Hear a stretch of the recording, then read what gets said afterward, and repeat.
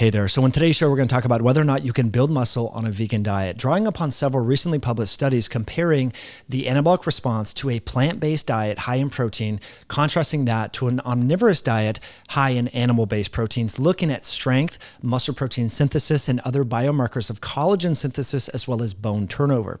We're going to draw upon three recently published studies, two of which are clinical trials, one of which is a review looking at the differences in muscle protein synthesis from vegetables or plant-based foods versus omnivorous animal-based products. So one of the papers that we're going to talk about today is titled High Protein Plant-Based Diets versus a Protein-Matched Omnivorous Diet to Support Resistance Training Adaptations, a comparison between habitual vegans and omnivores. This was a really interesting study, and I'll tell you off the top because we're going to talk about background and perspective before diving deep into this particular study.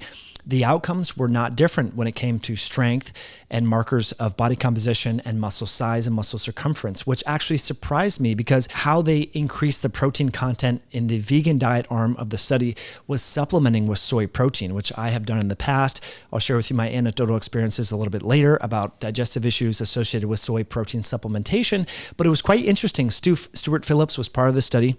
As many of you know, he's over at McMaster University and has published a lot of research on the importance of protein, muscle protein synthesis, leucine thresholds, and much more. And I want to dive a little bit, before we get into that particular study, more about the differences between vegan and omnivorous protein sources so that you have a better understanding about why the scientists supplemented in this study with soy protein. The scientists say muscle mass is regulated by the breakdown rates between muscle protein synthesis and breakdown. It has been well established that both resistance to exercise and protein ingestion can independently and synergistically stimulate muscle protein synthesis over time, yielding to muscle hypertrophy. The response of muscle protein synthesis depends on postprandial availability, that is, post-meal availability of essential amino acids, in particular leucine, which varies significantly between different types of protein sources, i.e. animal foods versus vegan foods. In this respect, plant and animal-based proteins diverge in their essential amino acid content and digestibility. Several studies have consistently shown lower acute anabolic responses to plant-based proteins like soy, like wheat, like even quinoa and so forth than animal protein counterparts like casein, like beef, like whey protein. Even when protein is matched during these conditions and paired with exercise. Now, going on here, and this was from a recently published review titled The Anabolic Response to Plant Protein Ingestion. This was published in 2021 in the journal Sports Medicine.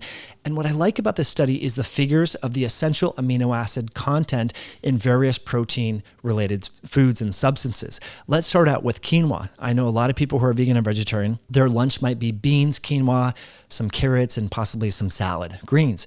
Now, if you look at the essential amino acids and specifically the leucine and methionine content in quinoa, it is marginal at best. You have to eat a ton of quinoa, probably 100 grams of quinoa, to get just 2.6 grams of leucine to stimulate muscle protein synthesis. In contrast, let's go over to the right a little bit. You have eggs, you have minced beef, you have chicken, which is my least favorite food. You have whey protein, you have milk protein, and even, for what it's worth, human muscle. And if you look here, for just a small amount of these foods, you have a significant amount of essential amino acids as well as leucine. Now let's go back to other potential more appropriate sources of vegetarian-based foods that might have leucine content. Well, you have brown rice, which actually has some of the highest leucine and methionine content compared to other foods, as well as corn. I'm not a huge fan of corn for obvious reasons. Most of it is genetically modified, potentially sprayed with glyphosate. Most of the herbicides, fungicides, and insecticides that are used on commercial crops, you can go to the USDA website. We're talking about millions, tens of millions of pounds of herbicides, insecticides, and fungicides that are sprayed on canola, soy, corn, and wheat. So that's a big reason why I'm not a huge fan of a vegan diet for that reason. You know, having vegetables that aren't sprayed with these compounds is totally different than having these monocrops that are heavily sprayed. Again, there's 1,300 different insecticides, herbicides, fungicides used on corn, soy, and canola, and millions of pounds are used annually. So what are other sources of protein vegetarian-based protein that might help you hit these leucine thresholds. One that I like in particular is pumpkin seeds. Pumpkin seeds actually have compounds that can contribute to the reduction of metabolic endotoxemia, that is the leakage of bacterial inflammagens from your gut lining. Pumpkin seeds are there, as well as peas and potatoes. I eat potatoes periodically more for the carbs because, as you will soon see, potatoes are rich in carbohydrates. Although they do have some amino acids, it's not even close to egg or red meat. So that's just something to understand.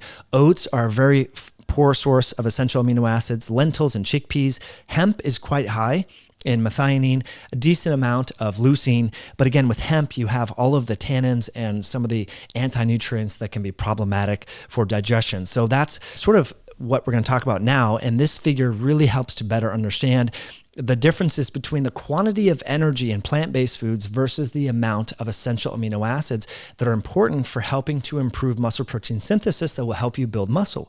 So if you look here, this graph is really easy to understand. On the y-axis, you have calories. On the x-axis, you have the feasibility of easily getting essential amino acids. So it's much more difficult to get essential amino acids in a small amount of calories from brown rice and potatoes, in contrast to fish, eggs, red meat. Now, you do have soy here. And so that's something we're going to talk about when we dive further into the study comparing omnivores versus vegans. You have chickpeas, you have bread and so forth, but you need to have at least 500, between 300 and 500 calories of bread and chickpeas and legumes to get enough essential amino acids in 20 grams of protein to stimulate muscle protein synthesis. In contrast, you need less than half the amount of calories from red meat or fish to get that same protein threshold. And this is why many people who do bodybuilding, fitness competitions, bikini competitions rely upon red meat, fish, chicken, eggs, and so forth to get their protein thresholds to build muscle. They're not eating loads of potatoes, thousands of calories of potatoes or brown rice or quinoa, because if you look here at quinoa, I'm not picking on quinoa. I kind of like quinoa periodically. It's kind of fun to eat every now and again. Or corn, you have to get between 500 and 750 calories of quinoa or oats or corn to get the same amino acids that you would get in just 150 calories of red meat, fish, or eggs. So that's important to recognize. But before we continue on and talk about the differences in the amino acids and stimulating muscle protein synthesis on a vegan diet versus an omnivorous diet, I want to thank this video's show sponsor, 8 Sleep. 8 Sleep is the maker of a 5-layered smart mattress that uses thermal technology to help you get deeper, better sleep, helping you stay in bed longer by keeping you cool during the hot summer months. As you likely know, being too hot while you sleep can compromise your sleep duration and quality. But the 8 Sleep mattress, using their thermal technology, can keep your bed at the optimal temperature between 64 and 68 degrees Fahrenheit, which helps you get and stay asleep for longer. 8 Sleep solves the problem of dialing in the perfect bed temperature for uninterrupted sleep. And this is very important, I think especially most important for postmenopausal women, as there has been a demonstration that thermal regulation is compromised due to the hormonal changes in women. Even more, the 8 Sleep mattress is ideal for couples. 8 Sleep helps you dial in the perfect temperature on each side of your mattress. Myself, many other pro athletes and doctors in the health space are getting better, deeper sleep with the 8 Sleep mattress. So you can improve your sleep quality and sleep duration this summer by going to 8sleep.com/HIH to save on this amazing sleep pod. I have the mattress topper. It's amazing, my friends. It's been really hot this summer, and since installing this about 2 weeks ago, my sleep quality, my sleep duration has much improved, because there's nothing worse than trying to go to bed when it's 90 degrees outside and you can barely sleep and you're tossing and turning, and this cools down your sleeping area to about 64 degrees. I like it a little bit cooler. My partner likes a little bit warmer, and that's what's great about the couple's synchronicity here, is you can individualize the temperature on each side of the mattress. It's awesome. Check it out at 8sleep.com/HIH to save.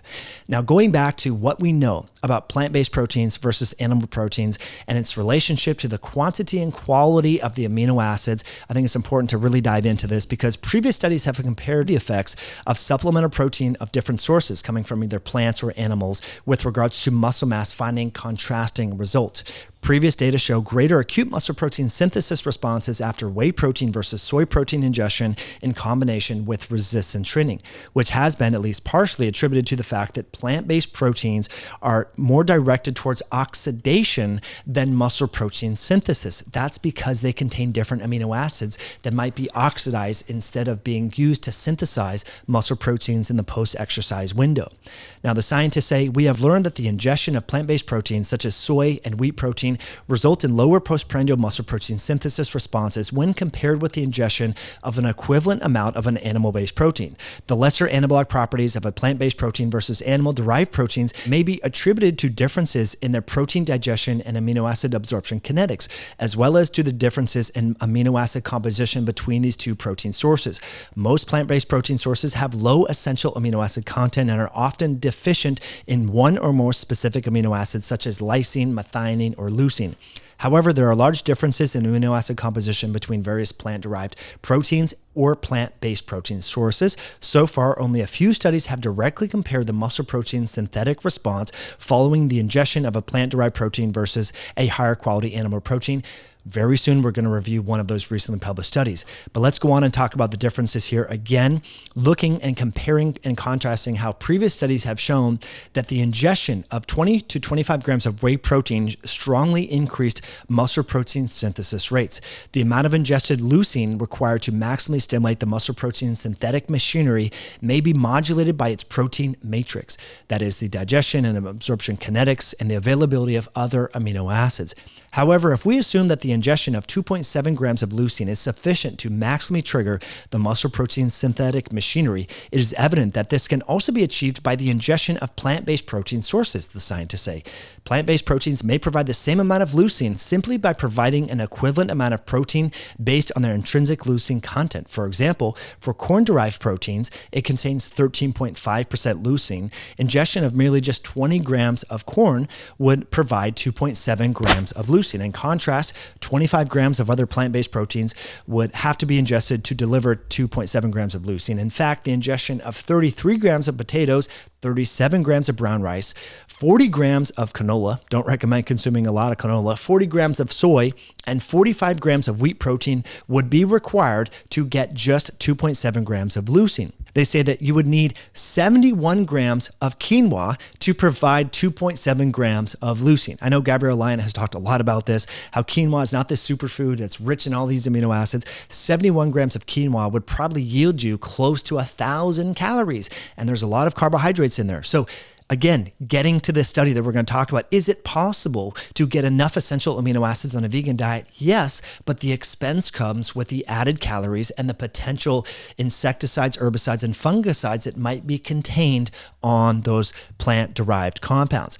Now let's talk about soy protein. I've experimented with soy protein in college when I had basically no money and I liked the taste of it. It was a little bit gritty. I noticed significant changes in my mood, my digestion, and my testosterone seriously tanked. I wish I could find these labs from 2004. One day I'll go to the doctor at Western Washington University and try to find them. It's just insane. My total testosterone went down to 91 nanograms per deciliter, I believe is the unit for testosterone. Felt absolutely terrible, and I had no idea. And even if you would have told me back then it was a soy protein, I would have said, get out of here, because I love to go to the super supplements in Bellingham. Anyway, the scientists say ingestion of soy protein has been shown to be less effective in stimulating postprandial muscle protein synthesis rates when compared with the ingestion of an equivalent amount of whey protein in both young and older adults at rest and during recovery from exercise. Furthermore, Yang et al. Showed that the ingestion of a greater amount, 40 grams versus 20 grams of soy protein, did not compensate for the lesser muscle protein synthetic response when compared to just 20 grams of whey protein isolate. So it's important to recognize that we have several studies finding that the muscle protein synthesis response from soy and wheat protein is just not the same compared to whey protein. The scientists say we showed that vegans and omnivores have similar anabolic adaptations in response to resistance training, as evidenced by multiple layers of reinforcing evidence, from fiber cross-sectional area to muscle functionality, challenging the notion that plant-based diets have an inferior ability to induce anabolic responses, and suggesting that a high-protein, exclusively plant-based diet, whole foods plus supplemental soy protein, may adequately support muscle anabolism as long as optimal protein ingestion is achieved. Now, what is that optimal protein ingestion per this recently published trial? 1.6 grams per kilogram of body weight per day. Now, what was interesting about this particular study is they standardized and looked for strength increases over a 12-week resistance training program. And the strength assessment tool they used is the leg press 1 rep max. As a proxy to look at relative strength increases, there were non-significant differences over the 12-week duration of the study between the omnivores and the vegans who supplemented with soy protein. They also looked at pre and post 12-week intervention, biopsies, leg mass via DEXA, muscle ultrasound, and fiber biopsies using the cross-sectional area and lower limb maximal isotonic strength using the 1 rep max on the leg press. So training consisted of twice a week lower limb resistance training program, individually supervised by researchers blinded to the treatment in the laboratory setting. Now, here's what's interesting is there were not significant differences in strength, in muscle cross-sectional area, and leg mass. I thought that was actually quite profound because this was one of the only studies comparing and contrasting, matching protein intake and all of that. So I thought that was quite interesting. But again, if we draw upon what the previous studies have found, to get this amount of protein, what that comes with is having excessive amounts of carbohydrates potentially and more calories. So this was a short duration study, but if you want to go vegan, you will probably have to supplement with protein. So let's look at figure 3 and look at the relative lean mass and strength differences in the omnivore versus the vegan. And I was actually really surprised by this. So I guess evidence does suggest that if you want to go vegan and lift weights and supplement with protein, it is possible to increase your strength and muscle protein synthesis. The only limitation here is, it's important to recognize, is this was in young, healthy men. It would be very interesting to see this same study in people over the age of 50 or 60 where there's known anabolic resistance, or even females. But to give credit where credit is due, there were non-significant differences between the omnivores and the vegan group that are supplementing with soy protein to hit these protein thresholds. In leg press strength, in muscle circumference, and size in different areas. No difference after just 12 weeks. But I do just want to mention the potential factors that you need to consider to get that amount of protein. You are supplementing with that. It's not directly coming from whole foods, and the additional calories and potential downside of the digestive issues with soy protein or hemp protein or pea protein, you need to be aware of that. So just understand going into this, there could be potential challenges. Now, it is important to recognize when you compare a vegan versus an omnivore, there are changes within collagen and also bone mineral density. And I think this is important to acknowledge, because if we just look at the comparison of strength and say, oh, see, I don't need to have whey protein, I don't need to have eggs anymore, I can just supplement with soy and all is good. So I want to share with you this particular study titled Partial Replacement of Animal Proteins with Plant Proteins for 12 Weeks Accelerates Bone Turnover Among Healthy Results, a randomized clinical trial. But this is important to recognize that they looked at markers of bone turnover and collagen breakdown, finding that C-terminal telepeptide, known as CTX, as well as procollagen type 1N telepeptide, PINP, were both increased on the vegan diet compared to the omnivorous dieters. And I think this is an important consideration if you care about the health of your joints, skin, nails, as well as bones. Now, just some background and perspective. What are CTX and PINP? Let's draw upon this study here. Reference markers of bone turnover for prediction of fracture, a meta-analysis published in 2019. So there are 2 different bone turnover biomarkers that you should be aware of. And actually, if you're postmenopausal or you've been vegan or vegetarian for a while, you might want to test these biomarkers. You can test these from LabCorp or Quest. CTX, collagen type 1 cross-linked C-terminal telepeptide. It's a long marker. That's why the acronym is CTX, as well as PINP, which is intact procollagen type 1 amino terminal propeptide. And several studies have shown the predictive value of both CTX and PINP elevations and their association with future fracture risk, as well as low bone mineral densities. And this was a meta-analysis looking at these different biomarkers. So going back to the study that looked at omnivorous individuals versus vegans, what do you see? Well, bone turnover biomarkers, CTX and PINP, both increased in the wrong direction after going off animal foods onto a vegan diet. So in the 12-week clinical intervention study, we investigated the effects of partial replacement of animal protein sources with plant protein sources on markers of bone turnover and mineral metabolism among healthy individuals. We found increased circulating concentrations of parathyroid hormone, PINP, and CTX, and a decreased ratio of bone formation to bone resorption. What that means is the ratio of anabolism to catabolism in the bone the joints and the collagen favored catabolism instead of anabolism, which is actually what you want. And so what they found is that when moving away from mostly animal-based protein sources towards plant-based protein sources, that this indicates that there is accelerated bone turnover.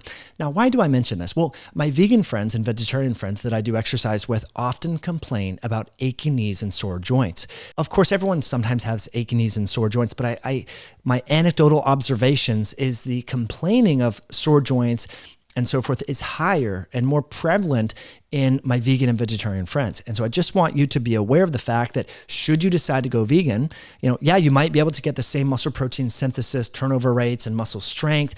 That might come at the expense of acceleration of bone breakdown. Now, could that be offset with resistance training, with walking? Potentially, but I think it's important to recognize, and this is not discussed about enough. And so I think that paper and those biomarkers are important to acknowledge. So in conclusion, in young men, at least, it is possible to stimulate muscle protein synthesis on a vegan diet, but you do need to supplement with protein, soy protein or pea protein, to hit that 1.6 grams per kilogram of ideal body weight threshold to get the muscle protein synthesis.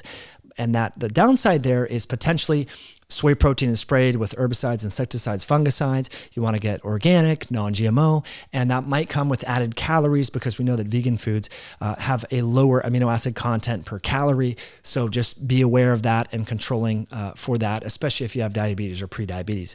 But again, I encourage you to go to the USDA website, look at corn, look at soy, look at canola, look at oats, look at legumes, look at peanut butter, and look at the quantities of herbicides, fungicides, and insecticides that are used on these common crops that are enriched in plant-based foods, so that you're aware of the potential things you're also consuming at the same time.